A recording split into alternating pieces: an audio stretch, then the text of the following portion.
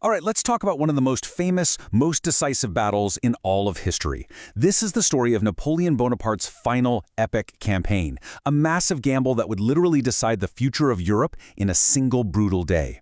I mean, think about that question for a second. It sounds like something from a fantasy novel, right?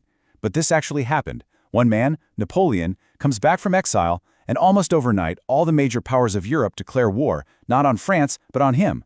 So let's get into how this incredible showdown even happened. So where does this all kick off? Well, it starts with a pretty daring escape. See, after his first major defeat, Napoleon was sent away to live on the tiny island of Elba. But Napoleon wasn't really the kind of guy to just retire quietly. And the speed of his return was just incredible. In February 1815, he just slips away from Elba with a handful of soldiers. He lands back in France, and the army that the new king sends to arrest him? Yeah, they take one look at their old emperor and join him on the spot.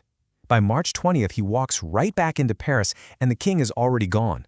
And the craziest part? He did it all without a single battle being fought. This amazing comeback period is what history now calls the 100 Days. So, Napoleon's back in charge, but he knows he's on borrowed time. All of his old enemies are gearing up, reforming their alliances, and he's got to get an army ready for a massive war, like yesterday. The pressure on him was absolutely immense. The news of Napoleon's return, you can imagine, sent total shockwaves across Europe. The leaders of all the great powers were actually in the middle of a big meeting in Vienna, trying to redraw the map of Europe, when they heard he was back. And their reaction was swift and, well, pretty extreme. And this just shows you the scale of what he was up against. Britain, Prussia, Austria, Russia, we're talking these superpowers of the day. They immediately formed what's known as the Seventh Coalition. They didn't just declare war on France, they declared Napoleon himself an outlaw, basically a public enemy to the world. They all promised to pool their armies, we're talking hundreds of thousands of soldiers, to take him down once and for all. It was truly Napoleon versus everyone. So, both sides had a pretty clear game plan. The coalition strategy was simple. Use their massive advantage in numbers to invade France from all sides at once and just crush him. Napoleon knew he couldn't win that fight, so his only real shot was a classic divide-and-conquer move. He had to strike first, fast, and get between the British and Prussian armies up in what's now Belgium. The goal, destroy them one at a time before they could ever link up. And Napoleon did not waste a second. In the middle of June, he moved his army with incredible speed right to the Belgian border, hoping to catch his enemies completely off guard. His plan was officially in motion. On June 16th, the fighting started.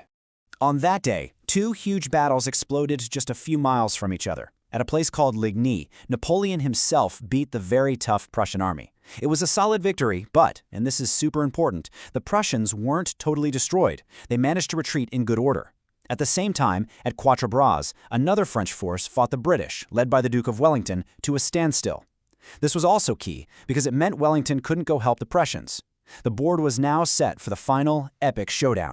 After that first clash, Wellington pulled his army back to a spot he'd actually picked out months earlier.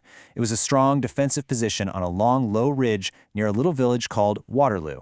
His plan was to use the high ground as cover for his men and just hold on for dear life until the Prussians could march over and help him out. And this is where things get a little crazy. The night before the big battle, a massive thunderstorm just drenched the area, turning the entire battlefield into thick, deep mud. Because of this, Napoleon had to delay his attack for hours on the morning of June 18th. He needed the ground to dry out so his cannons and his cavalry could move effectively. That delay, it would turn out to be one of the most critical decisions of his entire life, because it gave the marching Prussian army precious, precious time. Finally, around 11:30 in the morning, the battle began. Napoleon opened up with a terrifying artillery barrage from what he called his Grand Battery. Just imagine the sound. 80 heavy cannons all firing together, shaking the very ground. The long, bloody day had begun. Okay, so the Battle of Waterloo was huge, sprawling, and pretty chaotic. To make sense of it all, it's best to break it down into four main phases. First, a diversionary attack on a farmhouse, then the main French assault, then the legendary cavalry charges, and finally, the game-changing arrival of the Prussians. In the afternoon, we get one of the most famous images from this whole era of warfare. Believing the Allied center was about to break, the French Marshal Ney ordered a series of massive cavalry charges. We're talking thousands of horsemen, including the elite cuirassiers in their gleaming steel breastplates, thundering up the muddy slope. It must have been an absolutely terrifying and awe-inspiring sight. So how in the world do you stop thousands of charging horses? You use this brilliant tactic, the infantry square. Wellington's soldiers formed up into these tight, hollow boxes, creating a wall of sharp bayonets pointing out in every direction. Horses just won't charge into a wall of spikes, so the French cavalry could only ride around these squares, getting shot at, but they couldn't break them. It was an incredible, desperate struggle that went on for almost 2 hours. And then it happened. The moment Wellington had been desperately waiting for and Napoleon had been dreading. The Prussians, after their long march, finally started to arrive on the battlefield. And they didn't just show up to help Wellington's main line. They slammed right into Napoleon's right flank. This forced Napoleon to pull away some of his best troops, his reserves, just to stop his whole army from collapsing. The trap was closing.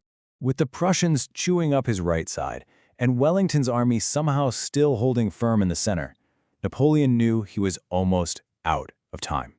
He decided to risk absolutely everything on one final desperate attack. This was it, his last roll of the dice. For this final push, he sent in his very best, his trump card, the Imperial Guard. These guys were the most elite soldiers in the entire army, seasoned veterans who were thought to be completely invincible. They had never, ever been defeated in a direct assault. The hope was that their sheer skill and terrifying reputation could finally punch a hole in Wellington's line and win the battle. So as the Guard marched forward in perfect formation, stepping over the thousands of bodies already on the field, pretty much everyone on both sides held their breath. Could these legendary soldiers actually do it? Could they turn the tide one last time? But it wasn't meant to be. Wellington had one last surprise. He'd hidden his best British infantry just over the crest of the ridge, lying down in the grass. As the Guard reached the top, the British troops suddenly stood up and fired a devastating volley at point-blank range. And for the first time in their entire history, the Imperial Guard stopped. They faltered, and then they broke and ran. The cries spread like a shockwave through the French army. "La Garde recule! The Guard is retreating!" And that was it. Panic took over, and the entire French army just fell apart.